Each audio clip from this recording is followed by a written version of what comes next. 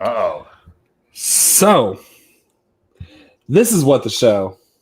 This is what the show on Sunday night. a And we are relevant doing...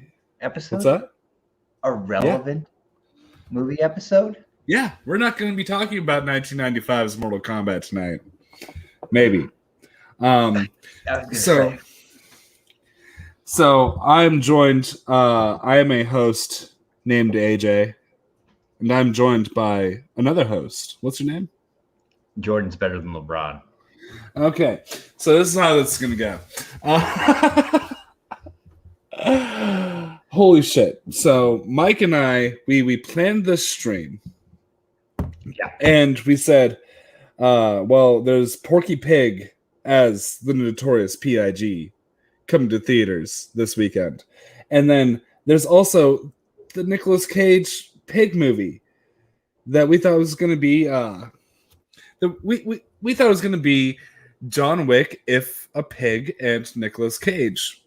And we had expectations about movies this weekend. Right. And I think we have different realities now, correct? Definitely. On one case, like a wildly different experience than I expected. The other one, well, no, they both were wildly different experiences than I expected. One for me went in a very positive way, one went in a very negative way. So, see, and I loved both of these movies. These are my number 1 and 2 of the year so far. Both of which are huge surprises for me. So we're talking Pig tonight. We're talking Space Jam: A New Legacy tonight. And we're going to do just a quick non-spoilery review discussion of each movie, and then we're going to go into spoilers for each. We're going to start off, I think, with the movie that we agree on. yeah. So, Pig. What do you think, Mike? Such, like, you see a preview and it's for a movie called Pig, and it's about a truffle hunter with a truffle pig, and it's starring Nicolas Cage, and you're like, Nick fucking Cage. This is going to be like absolutely bonkers. Like, okay, let's see where the hell this is going. And then all of a sudden you get this like super, super like quiet and very introverted and very small story that has a lot of intertwined storylines where like there's no wasted space in this movie like whatsoever. Like this is a really, really tightly put together movie, and it's a one hell of a story. Yeah,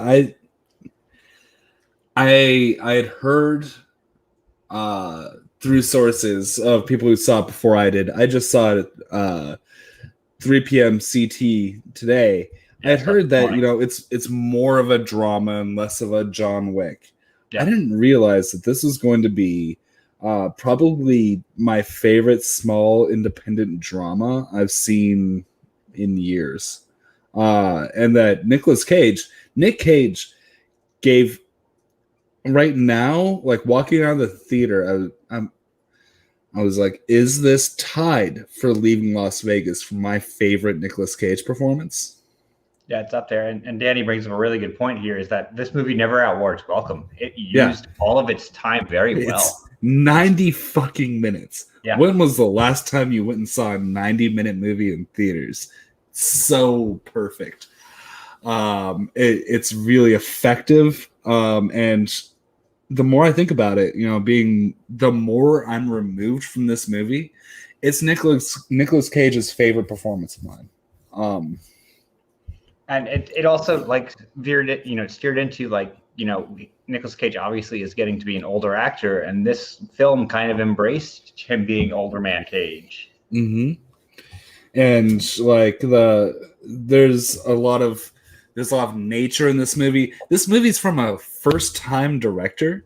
Mm-hmm. I saw his name on the screen. I'll pull it up for my notes. It's not Malcolm Dealey. It's Michael Sarnowski, first-time director. Super low budget movie. You have some budget facts that we're going to go into, but distributed by Neon. I mean, they're a great little independent distributor that I think is really going to gain some traction in the next few years. Did yours have 2 neon trailers on it as well? Like mine had 2 neon features as trailers. I didn't notice that it had features from Neon, but I did have a couple trailers that I really liked too. So one of them was Titan. Did you have that one? What was it? It's called Titan. No. Titane. That looks pretty wild. I've heard about it. Yeah, Danny just mentioned it in the comments. It was on mine. Titan was definitely on my screening, and it looks pretty wild. Nice. What was the other one? What was the other one that was neon? I had like 7 or 8 trailers. I remember Snake Eyes was on it, which I laughed at. And Shang-Chi was on it. Candyman was on it. I had the new Wes Anderson, and I'm forgetting the other one that was by Neon. But was it the new Tommy Lee Jones movie? No. Oh, the new Tommy Lee Jones movie. That's gonna be its own stream. But Pig. I was deeply emotionally affected by this movie. When I went to the theater, my car, it was super low on gas, right? It had like 20 miles till empty. And I was like trying not to cry, going to pump gas after leaving the movie theater, like walking through the lobby. This movie it's ethereal. It's a lot of the cinematography, a lot of the nature cinematography. Did it remind you of like Ang Lee dramas? Little bit. Yeah. What I was going to say on that front is like, we'll go into it more in the spoilers because I found out some very interesting information that I mentioned to AJ earlier today, and we were both laughing at. But this was they made the most out of nothing in this movie that I've seen in a long time. This is like so weird for us to be talking about what the show is talking about. This movie that's like, an actual like really drama. Yeah, it's like, emotionally cathartic. I had a beautiful experience with this movie. But then there's the other movie we need to talk about, and that, yep. I think I had about 20 people in my screening. I had 8. I counted. Well, so my theater is at Disney Springs, so I'm in a high volume theater. So 20 people at Disney Springs. Yep. Holy shit.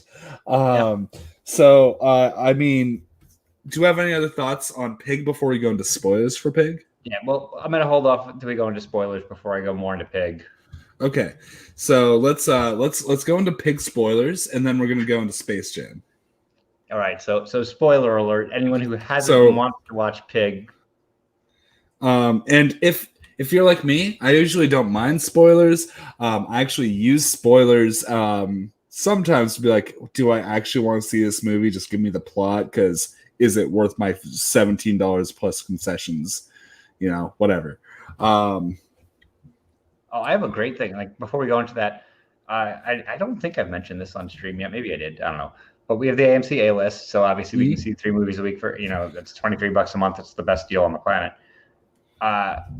I wound up buying AMC stock and clicked that button while we were still in the freeze of the A list, and I go to my account, and all of a sudden I have $130 in concession credits. So you got the kickback. Yeah, dude. So I was like, sweet. Now I can go to the movies probably 7 or 8 times and not have to pay a penny for concessions. So there is. I never felt like a drama was more spoiler heavy because of how tight the plot in this movie is. Right. So you can't read a review of this movie without it kind of just giving away everything, because there's nothing in this. Like I said, there's nothing in this movie that's wasted. Everything that happens is relevant to the remainder of the plot. Even when they go to the basement of the fucking Hotel Continental from John Wick and go into a fucking whatever the fuck that was. That was weird, and it was kind of dumb. It was probably, for me, the part of the movie that it would be my only negative mark on the movie is. But it lasted all of what, 3 minutes, 4 minutes? Yeah, it's not. What is time in this movie? It's 90 minutes, and it's I have no no bearing, like having my phone turned off in the movie theater, of how long each scene was. Right. So the whole thing with having like the chapters was, I was like interested by it, but I'm like, it's such a short movie that was an interesting, framing device. The chapters kind of made me feel like I was watching the first movie of this director, of Michael Sarnowski, but it just seemed kind of like this is my. It seemed like a film school move, but it's effectively done. Yeah, you got Nicolas fucking Cage. I'm not going to criticize you too much. So we open up. It's he has this really pleasant life with the pig. It's very quiet. He's completely out of reality.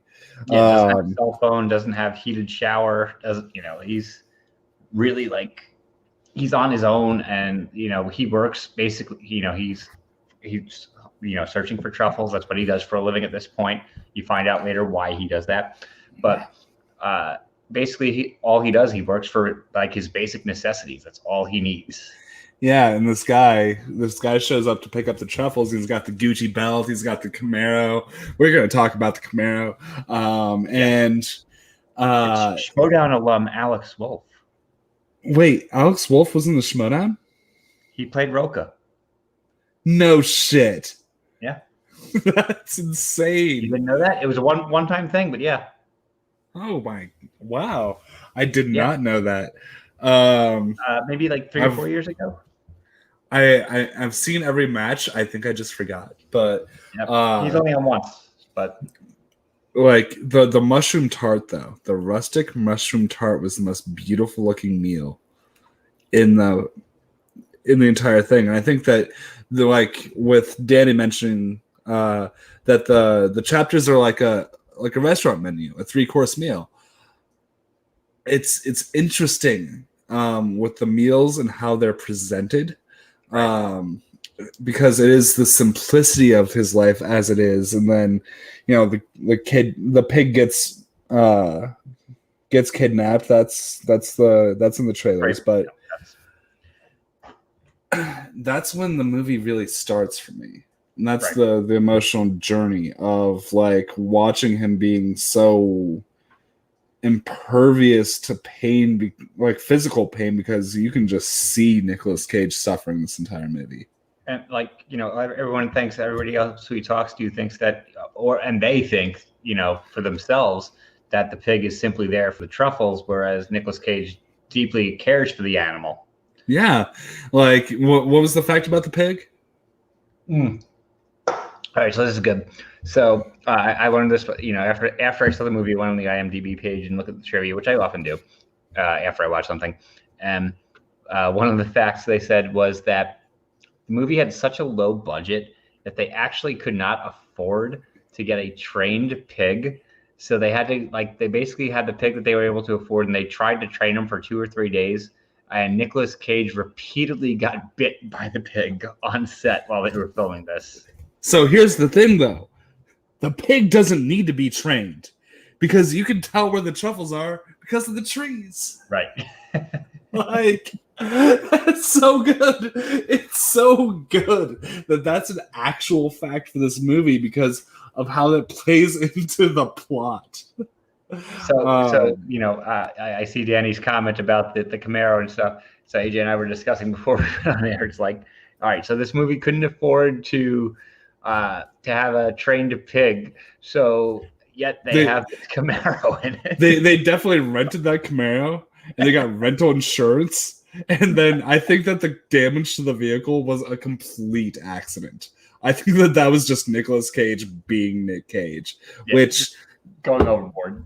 There are moments like I said, this is my favorite fucking role dramatically that Nicolas Cage has ever done. It's really getting there, but he has Nick Cage moments. Yeah, there are Cage moments. They're not like the whole movie. They're fleeting, but there are a few times. There's the one big monologue he has, kind of about like a third of the way through the movie, that like just the way he delivers it, that it's totally Cage. And every time he asks where his pig is, that's kind of Cage. But for the most part, he's actually really, he's dialed in. He's Yep.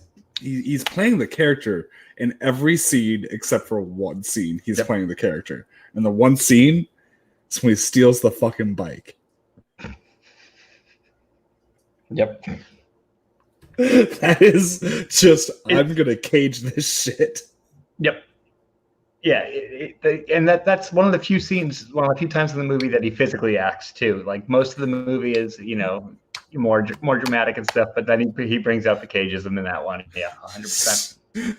I'm gonna take this bike off this porch. Kid comes up to me. Ah! Fucking A. It's like the Miss Minutes jump scare in Nicolas Cage 4. I lost my shit. Oh my god. But this movie goes on and like it recovers from that. There are Nick Cage movies when he goes into his caginess, Right. that he's he loses, the film loses it to himself. Right. This maintains. Yeah, and the whole time he's in this, like, even though he's like fairly level, he's still giving him like emotional marks that you don't see from most other performances of his. He's playing this even keeled, and he's still giving a very dramatic and emotional approach, as opposed to, well, especially, the past 10 years, he's done some some work. This was the movie he did jujitsu. He did jujitsu, then Willy's Wonderland, and then this. Mm-hmm. Willy's Wonderland, by the way, still amazing. It is the best theme park ride I've ever been on, but that's another story. Wait till you go on Fast and Furious Supercharged. Oh hell yeah, brother! But holy shit! Oh yeah, Danny. By the way, if we're in spoilers, best acting sequence came from the chef, the one at the pub. Wrecked me. Yeah, it's so that scene to me like kind of like summarized the film almost, in that like almost everybody who's in it is just striving for what they want to be happy, and Nicolas Cage is the only one who kind of found that, and then it was taken away from him twice. Mm-hmm. And twice he had his happiness taken away from him. Everybody else is still searching for that happiness and will step on anybody to get it or sacrifice anything to get it. And Nicolas Cage was the only one who figured out how to be happy. And both times he did it, he figured it out two different occasions, and both times somebody else had to come and ruin his happiness. Yeah. Well, was it ever made clear how Cage's wife died? How Robin Feld's wife died? I believe it was mentioned, but it's actually escaping me at the moment. Yeah, I didn't catch it because this is why we're in spoilers. The mobster's wife who died, who had a suicide attempt and was in the hospital. Yep. In a vegetative state, like that. That was something where it's like, holy shit, every second of that, how the characters react. But all we just needed to know, I think, as an audience, was that he loved his wife and now she's not there. And he found a humble life with a pig and wanted to be out of society. And then they almost have like a fish out of water experience with him coming back to society. Yeah. But it's like, he knows how to be in society, but he knows when he needs to turn it on, but he chooses not to. Yeah. It's like Danny's mentioning here. Danny, you're just the MVP in the chat tonight. He never cleaned himself off, never changed changed clothes, wiped away blood. It became just until the very last scene, he finally cleaned himself up a little bit. When the water splashes to his face, man, I lost it. And I think, favorite scene. What's your favorite scene? let's alternate on this. Ooh, that's a good question. Honestly, the one Danny mentioned with where they were in the restaurant, and they have the whole thing with the chef and him wanting to own a bar as opposed to doing what he's doing now and going into that really, like, to me felt like the centerpiece of the movie. So it's hard, it's a really good choice, but again, at the very end, when you just see him listening to the tape his wife made for him when he's finally washed himself off, it's kind of like, okay, not necessarily acceptance, but just like saying, okay, I'm ready to take on what's coming next, or I have to proceed with everything, not just live in the state that I'm in. Yeah. So for me, it's the dinner. The dinner. Yeah. It's a bottle, a bird, a salted baguette. So we get the whole backstory of the wife of the mobster who is on life support, and her son saying to her, "Hey, I met the guy who made you that dinner. You'd like him, or maybe it wouldn't, And it didn't connect for me when he said, "I'm gonna get my pig back," that he was gonna go and cook that exact dinner. I thought he was just going to make a dinner. And so when he gets the salted baguette and everything, and it didn't connect with me until, like, he takes the mobster played by Adam Arkin, takes a bite and, like, okay, well, he realizes this is still quiet. And when he sniffed the wine, I realized with him that was the dinner. That was his wife's favorite dinner of all time. And it was the same fucking wine. Yep. Shit. So, shit. Anybody, I'm sure that, this is obviously people. I'm sure most people who haven't seen the movie might have tuned out. I hope people are watching this afterwards, but spread the word on this movie because it deserves a lot of. I saw it's going to make like a little under $1 million this weekend is what is expected, which based on its budget is pretty good. But this is the type of thing, especially. It's probably only going to be in theaters for another 2 or 3 weeks, but it's going to hit streaming. It's whatever way you need to see this movie, it's totally worth seeing. I'm going to say, so worth watching, and I just so beautiful, and I thought about like I lost my dad this year, and when last time I saw him, he was on life support in a vegetative state. And I thought about having like a favorite meal with him again. And I thought about this writer, Nias Nen, who wrote "We Write to Taste Life Twice." And I think that's the message of this movie is if you could be transported, if you have those gifts, it's so beautiful. I'm still wrapping my head around it. There's very few movies I've seen recently, especially with everything that got pushed back in the past year and a half and things of that nature, that have been this effective on such a small level. Yeah. But so, in a nutshell, to wrap up our pig review, like I 100% recommend this. This is not your weird cage movie. This is an actual let's solid drama. Let's lift the spoiler banner. It's sorry. You're good.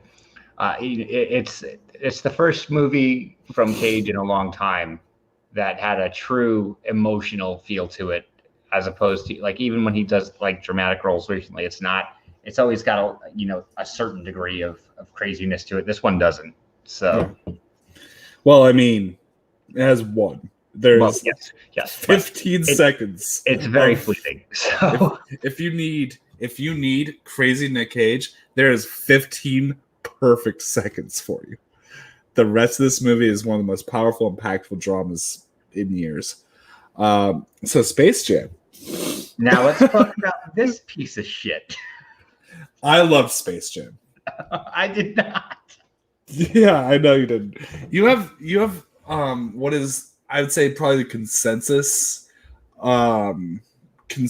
opinion from what I've seen on social media on this movie. Like, all right, so I watched this last night.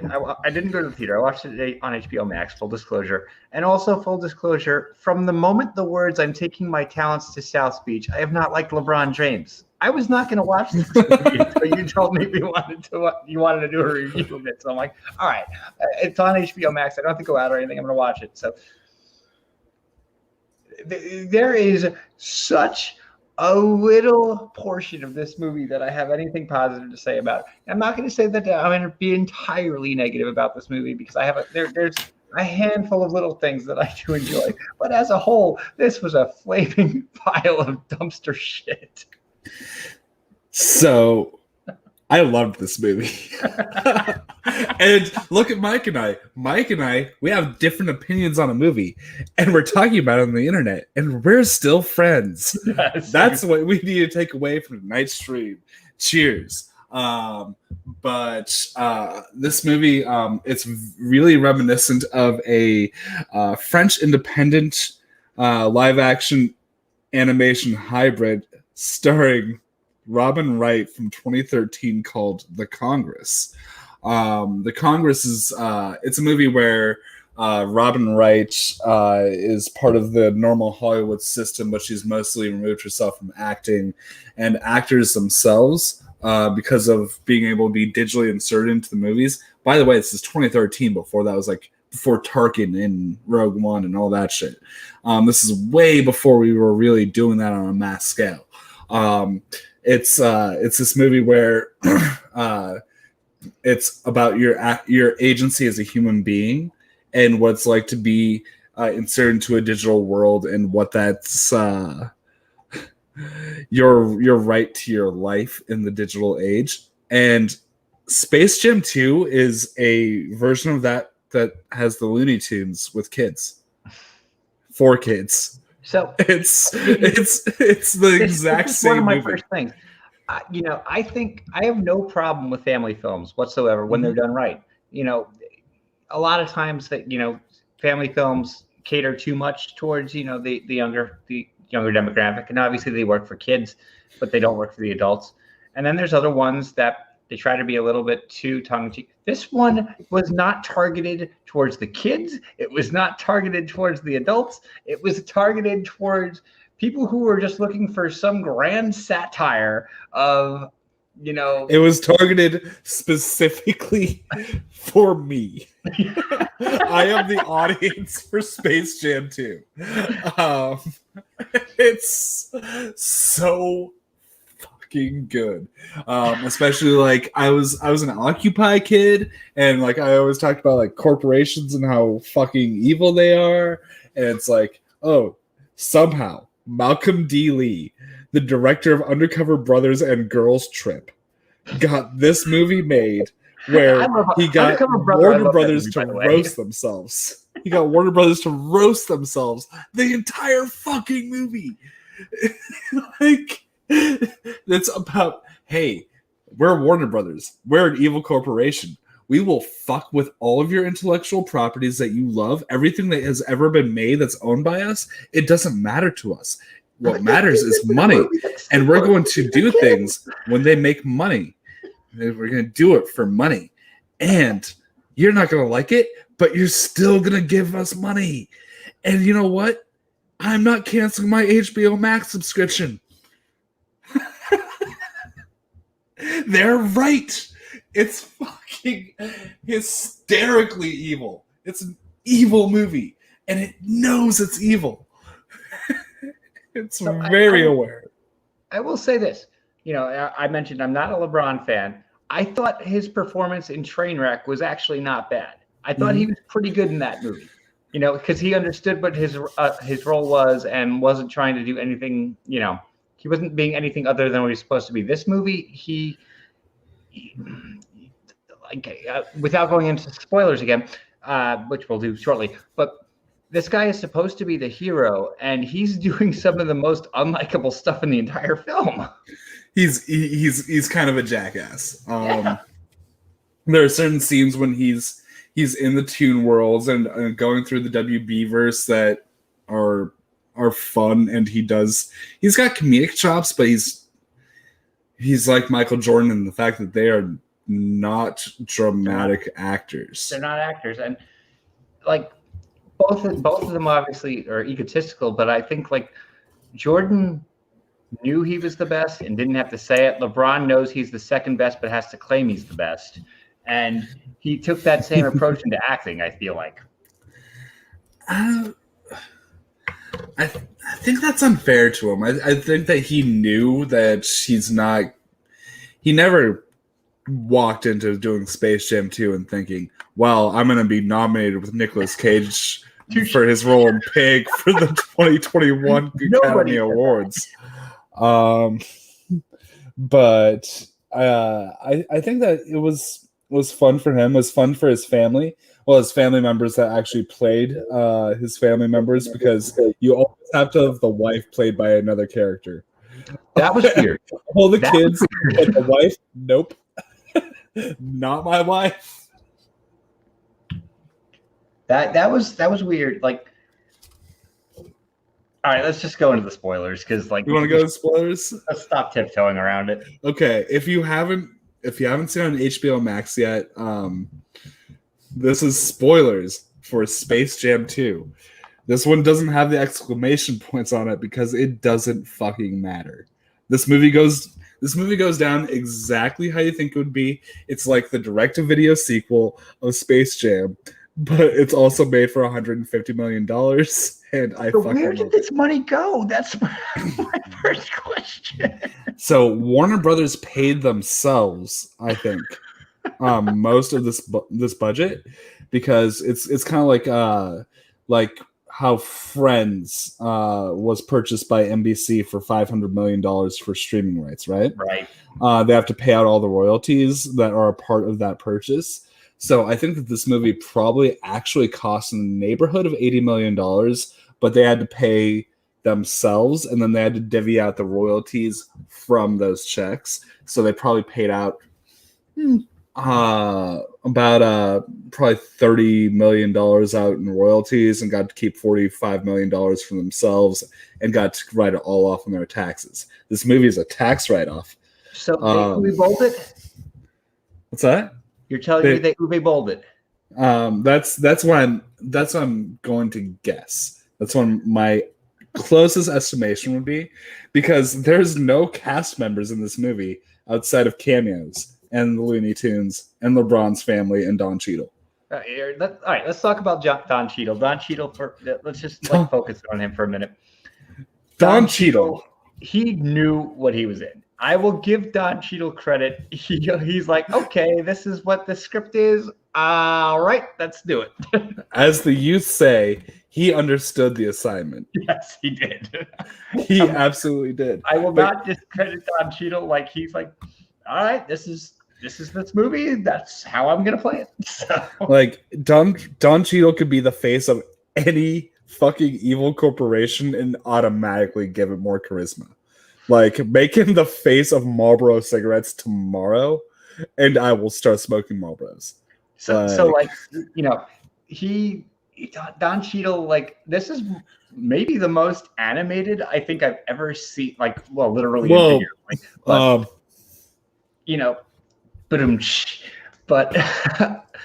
no, like, you could tell, like, Don Cheadle's known for being a little bit stoic a lot of times. When he does have his humor, it's kind of like tongue in cheek. And this one, he was just like going full blown slapstick. He was going, balls to the wall. He didn't care. And so, for what his role was, I'm not saying it was a good performance by any means, but you could tell he was having fun with it. and you weren't mad when he was on screen or anything like that. Even though he's the villain, in some ways he was more likable than the heroes. And giving kind of credence to my thing about this movie is literally about how evil the Warner Brothers Corporation and all corporations actually are. He's the bad guy. He turns into he becomes enraged, and he's an algorithm. He's a computer program.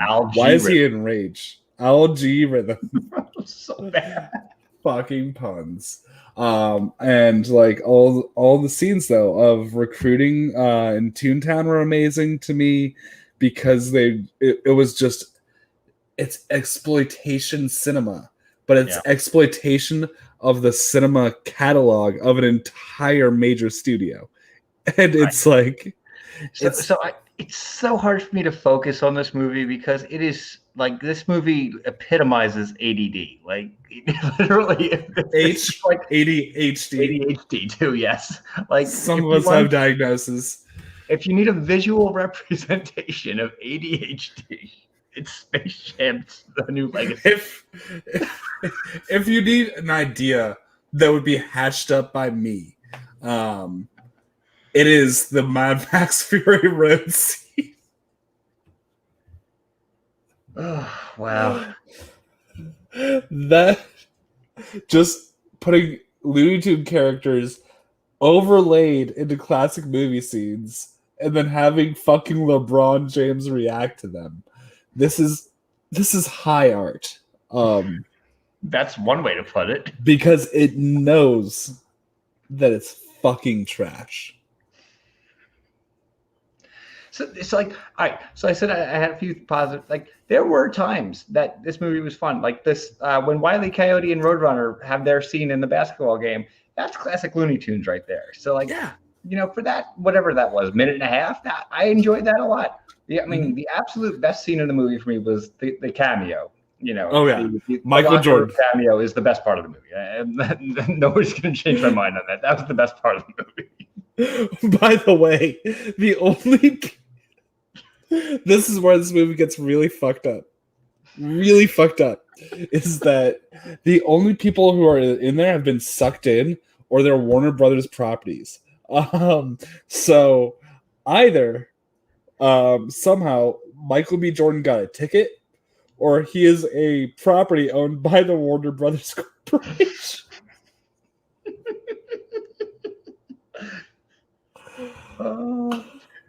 Now Michael B. Jordan gets all the credit in the world for just walking in there, like biting his lip, doing that scene and walking out. He got paid more for that than I will make over the next 5 years of my salary. Yeah, probably. Maybe more than that. It's fucking worth it. It's fucking worth it. That's where like a good portion of the $150 million budget for this movie went. But he got paid. Joey Burrows, by the way. It's about tough love versus vitriol with the false face. And this is what I get. Tough love from the dad versus I hate you and I'm going to tell you I love you, which is what the algorithm is. The algorithm tells you it loves you, but it hates you and it wants you to be worse. That's what you can see in like social media and technological addiction, which is another layer this movie has. This movie goes deep, and it's a weird fucking journey. But versus his dad, who, I mean, tough love is part of it, but LeBron learns to adapt. And I mean, I mentioned 36-year-old man learns to adapt while his like 11-year-old son is the one who has to teach him how to adapt. Yeah, well, and like, okay, I mentioned earlier that I lost my dad, earlier this year. Fucking dad storylines, they work for me. I was immediately sold when he and his son hugged on the basketball court. And Dom might be the second best actor compared to like it's Don Cheadle, then Dom James, and then the rest of the cast. But so can we talk about like the audience at the basketball game and the costuming that they put all of these people into. How many times was Pennywise on screen? So let's just think about this for a second. You have a movie right now that is technically geared towards, fucking children and preteens. And for a large portion of the film, they have the character that is meant to scare the living crap out of you on screen. Rick and Morty have lines, yet Pepe Le Pew is removed for being indecent. And this is all for a reason to me. Because if I believe it's not for a reason, then I don't have a reason to wake up in the morning. I mean, wait, so Space Jam 2 having a reason is your reason for waking up in the morning? We all need something, Mike. Well, there's a clip out for a future episode. There are very few things in this world that you get the opportunity to love. That's a paraphrase from Pig that I'm using for Space Jam 2. Tie those two together then. Because this is what we do. Oh yeah, right, Ernie Johnson also gets respect because he realized 100% what he was in. So yes, Ernie Johnson also I will give respect. And to. Like, there's so much of this though. Like, I want to play Dom Ball on like a mobile game. Like, is that a thing? Did they? Here, I'm gonna go into the App Store because that seemed like it. I was a huge fan of like NBA Street games from EA back in the day. Do you remember Jam? NBA? Yeah. Yeah. Well, NBA Street was like the PS2 version of it of Jam. I'm old. No, I still every arcade that I walk into that has a space NBA Jam. It's gonna be like half my night, but the one in Orlando has Tournament Edition.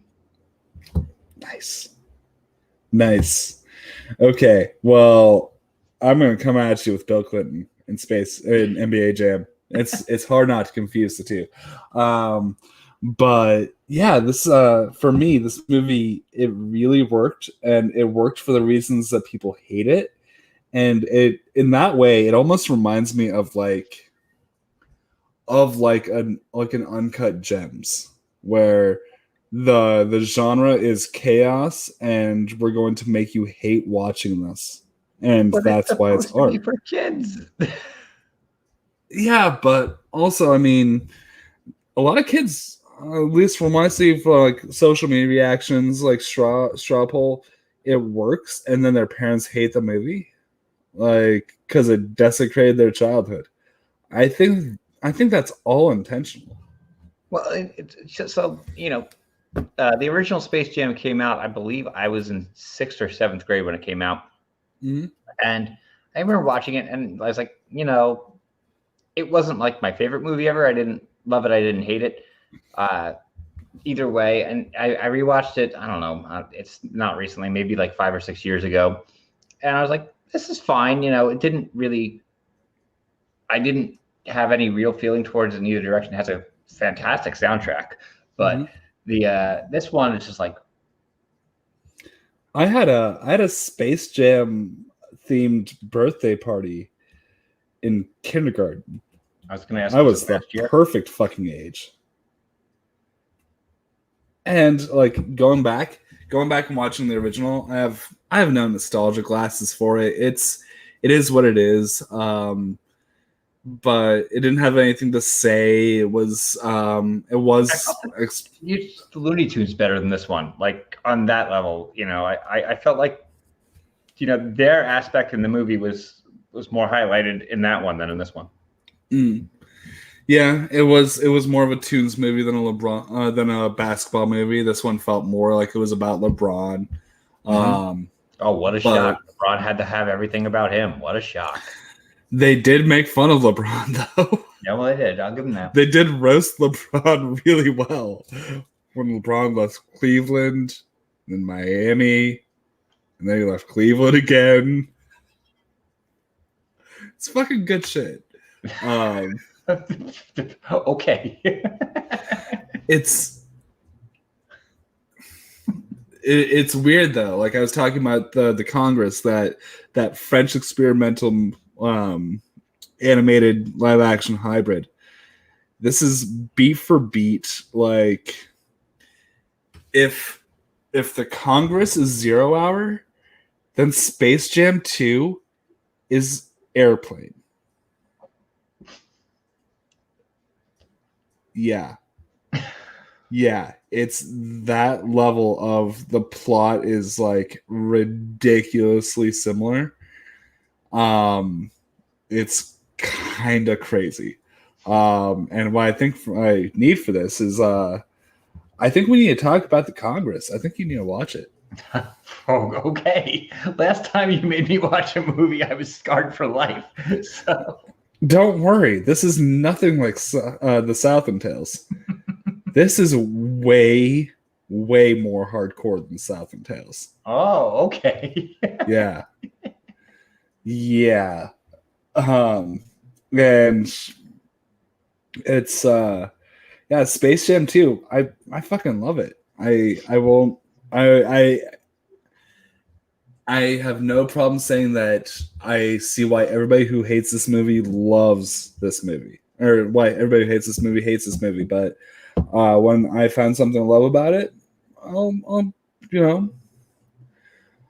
I will never watch this movie again.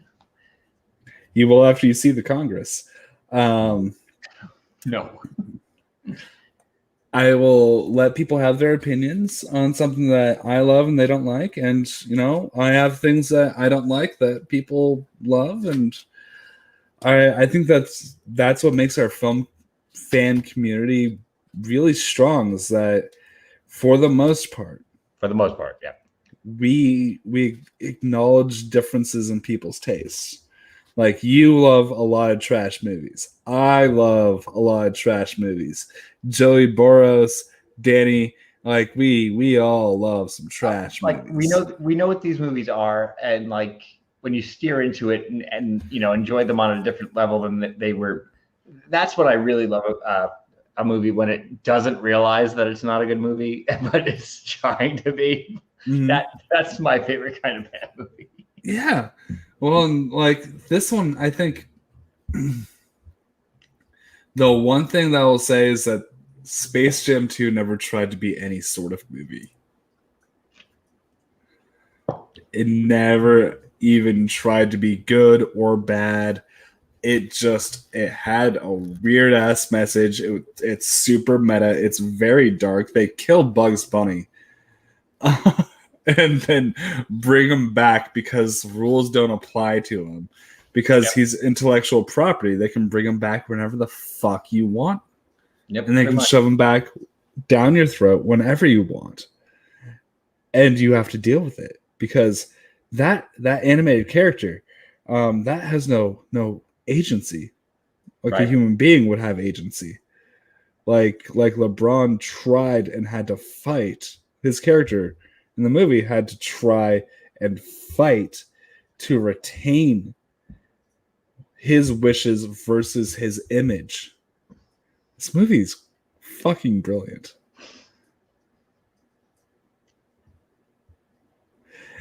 You are never going to have the same opinion as me, but I think this movie's brilliant. So when are you going to be asking for a Video Chronic quiz on it? Poor Eric. Anytime, anywhere, I will have seen this movie more than maybe any human being on Earth. Probably will.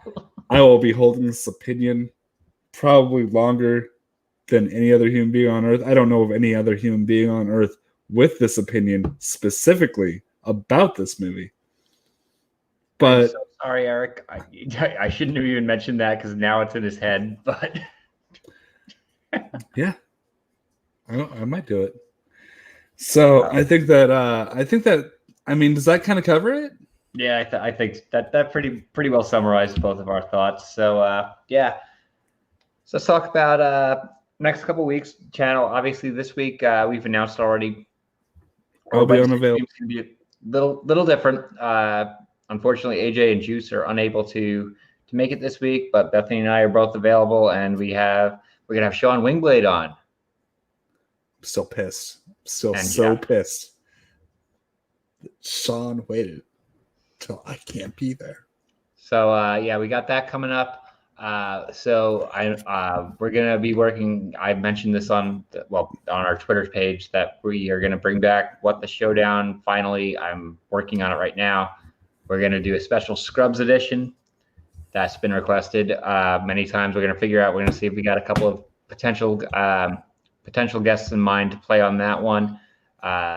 If anybody who's watching this is interested, you can always hit us up because we have ironed out all the details or the date on that. And then what was the other one we were going to do? We had are we doing another watch along soon? Are we finally going to do Money Plane? I mean, I don't think that was planned, but we could. That's how we book shows. Holy shit! What's up? But it's typically how it works. This has been What the Show on a Sunday night. We talked about movies seriously for almost an hour. So, yeah, I'll have a great night. We love you.